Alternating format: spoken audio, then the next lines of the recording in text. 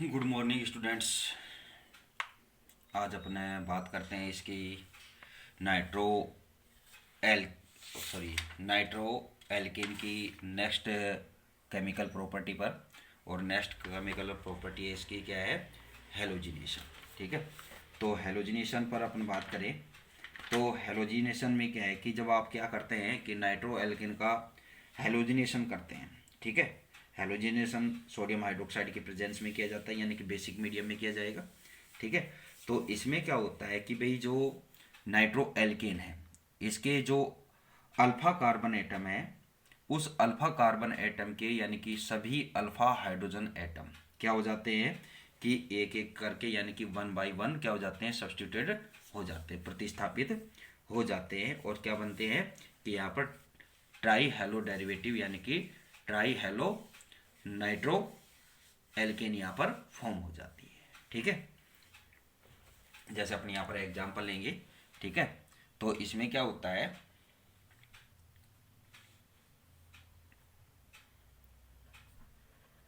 जब किसी nitro alkene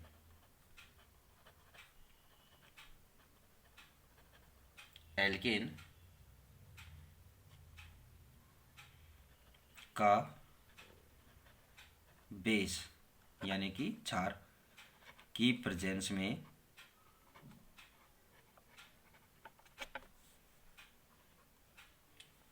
में हैलोजन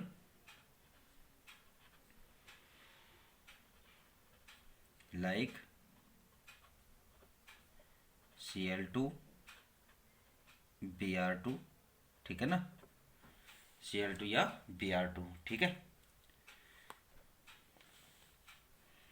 से रिएक्शन कराते हैं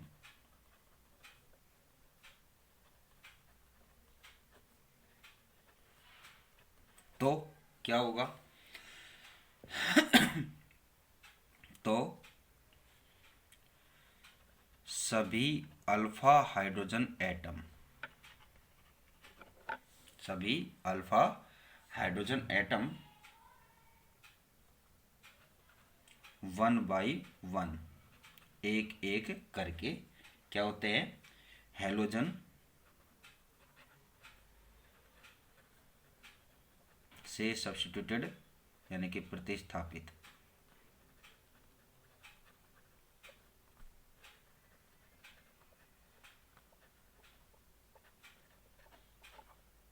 प्रतिस्थापित हो जाते हैं हो जाते हैं जैसे फॉर एग्जाम्पल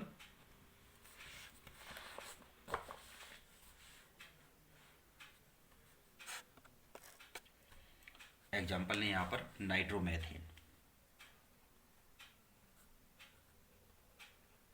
ठीक है, क्या है? नाइट्रोमेथेन। अब नाइट्रोमेथेन है तो यहाँ पर क्या है कि इसमें ये अल्फा कार्बन है तो ये क्या है? अल्फा हाइड्रोजन एटम है। तो इन अल्फा हाइड्रोजन एटम का क्या होगा? यहाँ से सब्स्टिट्यूशन होगा और वन बाय वन होगा। जैसे अपने यहाँ पर क्या है, इसका क्लोरीनेशन कराते हैं यहाँ पर और बेस की प्रेजेंस में होगा तो वन बाय वन इनका होगा। सोडियम हाइड्रोक्साइड क्षार की प्रेजेंस हो गई। ठीक है, तो यहाँ से क्या होगा कि एक हाइड्रोक्लोरिक मॉलिक्यूल यहाँ से एलिमिनेट हो जाएगा और आपको क्या फॉर्म हो जाएगा यहाँ पर? CH2Cl NO2। ठीक है, यानी कि क्लोरो नाइट्रोमेथेन। ठीक,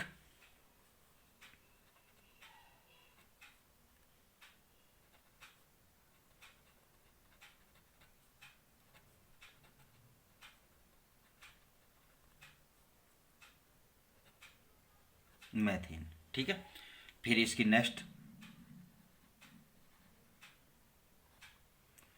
Cl2 माइनस HCl और सोडियम हाइड्रोक्साइड की प्रेजेंस। तो यहाँ पर क्या फॉर्म हो जाएगा? एक अल्फा हाइड्रोजन और यहाँ से रिप्लेस हो जाएगा CHCl2NO2। ठीक है, तो क्या फॉर्म हो गया यहाँ पर? ये डाइक्लोरो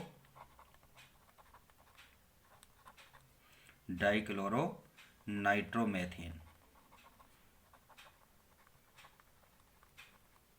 अब इसकी रिएक्शन आप फिर से इसका क्लोरीनेशन कराएं और क्या होगा, हाइड्रोक्लोरिक मॉलिक्यूल यहाँ से एलिमिनेट हो जाएगा और थर्ड यहाँ पर क्या हो जाएगा, CCl3NO2। तो क्या फॉर्म हो गया यहाँ पर, क्लोरोपिक्रीन। इसका जनरल नेम क्या है, क्लोरोपिक्रीन। ठीक है, और वैसे क्या है, आईयूपीएच नॉमिनोकल्चर करेंगे तो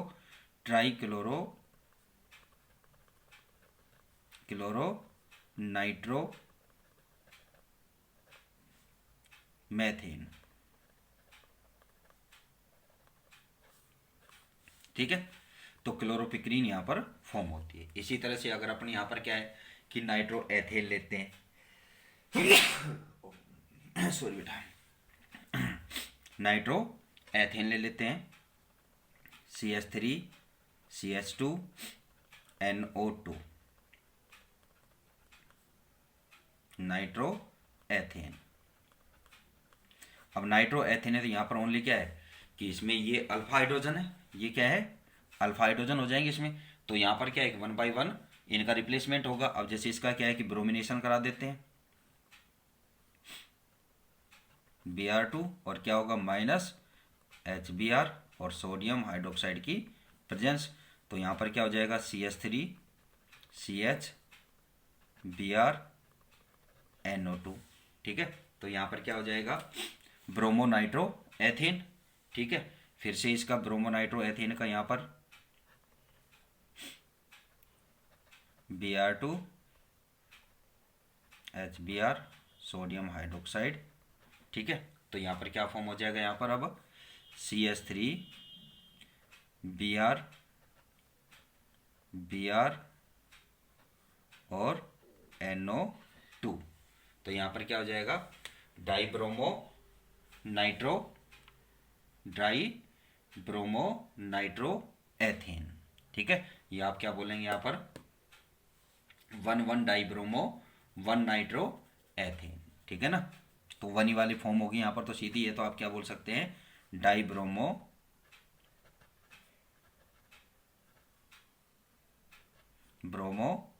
नाइट्रो एथेन,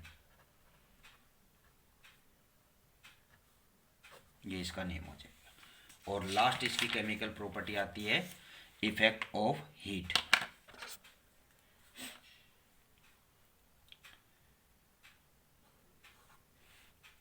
ताप का प्रभाव।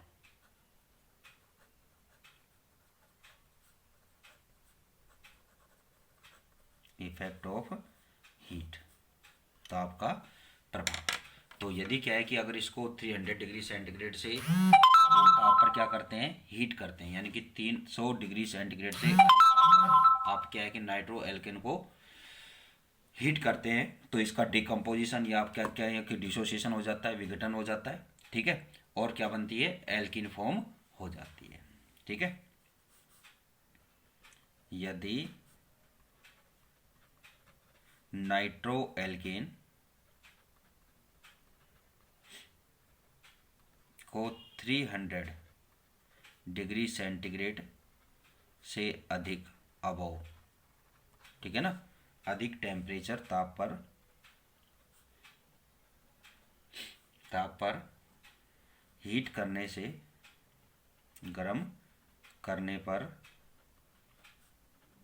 क्या होता है, इनका या इसका डिकम्पोजिशन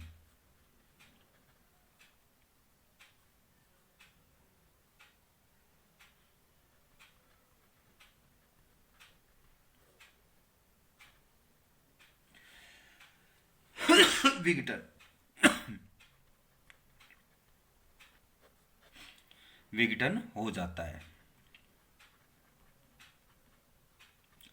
है तथा क्या फॉर्म होती है, एल्कीन बनती है। ठीक है, तो यहाँ पर आप कभी नाइट्रोमेथेन तो मत लेना। ठीक है, नाइट्रोमेथेन तो लेना मत। ठीक है, क्योंकि एल्कीन बने ही नहीं, कभी आप मारो तुक्के यहीं। ठीक है, तो यहाँ पर अपन क्या ले, नाइट्रोएथेन।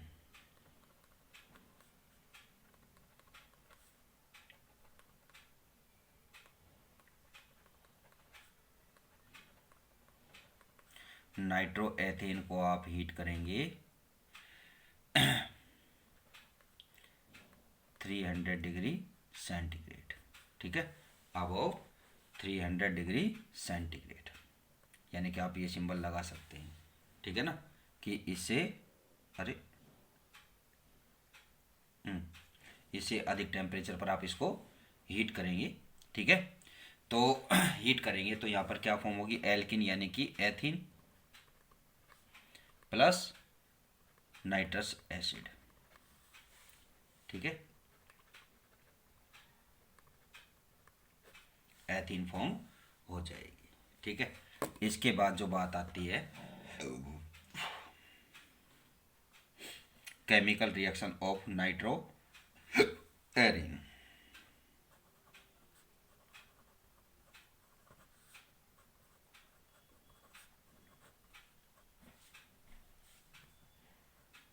Chemical reaction of nitro arenes,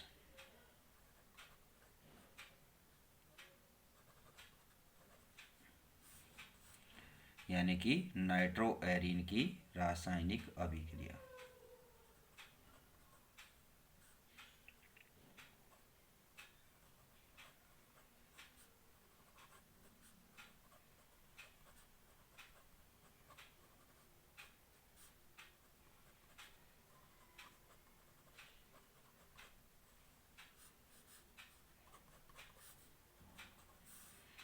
तो आज अपन ये भी स्टार्ट यहीं से करते हैं। अब देखो बात क्या होती है कि भाई नाइट्रो एरिन है तो इसमें एक बेंजीन रिंग और साथ में उस पर क्या है कि नाइट्रो ग्रुप जुड़ा हुआ है। और नाइट्रो ग्रुप क्या होता है कि इलेक्ट्रॉन डोनेटिंग या इलेक्ट्रॉन अट्रैक्टिंग ग्रुप होता है। कौन सा होता है ये? तो इसका इस रिंग पर कौन सा प्रभाव पड़ेगा ये तो आपको पता ही होगा। नहीं पता? चलो जवाब तो कहाँ से आएगा, अकेला ही बात कर रहा हूँ मैं अभी तो, ठीक है, क्लास होती तो पता चलता आपको। तो यहाँ पर क्या है कि भाई नाइट्रो एरिन है, तो नाइट्रो एरिन में क्या है कि भाई जो नाइट्रो ग्रुप है, तो नाइट्रो ग्रुप क्या होता है कि एक इलेक्ट्रॉन अट्रैक्टिंग ग्रुप है, ठीक है भाई। यहाँ पर ऑक्सीजन है तो ऑक्सीजन क्या है, नाइट्रोजन से नाइट्रोजन अदर जिससे भी अटैच रहेगा उससे इलेक्ट्रॉन क्या होते जाएंगे, एक चेन बन जाएगी। तो इससे क्या होगा कि इसका क्या रहेगा, इलेक्ट्रॉन आकर्षित करने वाला ग्रुप है, ठीक है, अट्रैक्टिंग ग्रुप है। तो इससे क्या होगा कि इस पर बेंजीन रिंग पर क्या होगा कि -I और -M, यानी कि माइनस इंडक्टिव इफेक्ट और मेसोमेरिक इफेक्ट, ठीक है। तो ये दोनों क्या है कि यहाँ पर ये प्रभाव पड़ते हैं। तो इससे क्या होगा कि जो बेंजीन रिंग है वो बेंजीन रिंग क्या हो जाती है, इलेक्ट्रॉन डेफिशिएंट हो जाती है, ठीक है, इलेक्ट्रॉन डेफिशिएंट हो जाएगी, ठीक है। तो इससे क्या है कि इसमें कुछ क्या हो जाएगी कि न्यूक्लियोफिलिक सब्स्टिट्यूशन जो रिएक्शन है वो संपन्न हो जाएगी, ठीक है। किसके रीजन से हो रही है, यहाँ पर नाइट्रो ग्रुप की प्रेजेंस से क्यों हो रही है, क्योंकि नाइट्रो जो ग्रुप है उससे क्या है कि इस रिंग पर क्या पड़ेगा कि -I इफेक्ट होता है, जिससे रिंग क्या हो जाती है, इलेक्ट्रॉन डेफिशिएंट हो जाएगी। इलेक्ट्रॉन डेफिशिएंट हो जाएगी तो उस कंडीशन में इस पर क्या है कि न्यूक्लियोफाइल अटैक करेगा, ठीक है। तो न्यूक्लियोफिलिक सब्स्टिट्यूशन रिएक्शन यहाँ पर हो जाएगी। अब जो बात आती है, दूसरी बात है कि न्यूक्लियोफाइल बेंजीन रिंग की कौन सी पोजीशन पर अटैक करेगा। तो ये बात क्या है कि आप ऑलरेडी वैसे तो जानते ही होंगे मेरी नज़रों में, तो ठीक है, कि आपको पता होना चाहिए कि भाई जो बेंजीन रिंग है तो इसमें जो अपना इसकी रेजोनेटिक स्ट्रक्चर फॉर्म करते हैं, तो यहाँ पर क्या है कि भाई इलेक्ट्रॉन डेफिशिएंट वाली कौन कौन सी पोजीशन यहाँ पर फॉर्म हो सकती है, तो वो कौन सी होती है, ऑर्थो और पैरा पोजीशन होती है, ठीक है, कि जहाँ पर क्या है इलेक्ट्रॉन डेफिशिएंसी होगी। तो यहाँ पर क्या है कि यानी कि कहने का मतलब क्या है कि नाइट्रोबेंजीन की क्या है कि ऑर्थो और पैरा स्थितियों पर ही क्या है कि इलेक्ट्रॉन न्यूनता होती है, यानी कि इलेक्ट्रॉन डेफिशिएंसी होती है। तो इस रीजन से क्या है कि जो न्यूक्लियोफाइल है वो क्या होता है कि जो न्यूक्लियोफिलिक सब्स्टिट्यूशन रिएक्शन है वो ऑर्थो और पैरा पोजीशन पर ही होती है, ठीक है। दूसरी बात क्या है कि जो नाइट्रो ग्रुप है, ठीक है, नाइट्रो समूह है, तो ये एक इलेक्ट्रॉन अट्रैक्टिंग ग्रुप है, ठीक है। तो जो इलेक्ट्रॉन स्नेही प्रतिस्थापन अभिक्रिया है, अब ये यहाँ पर क्या है इलेक्ट्रोफिलिक सब्स्टिट्यूशन रिएक्शन की बात हो रही है, न्यूक्लियोफिलिक की नहीं कर रहा हूँ मैं अब, ठीक है।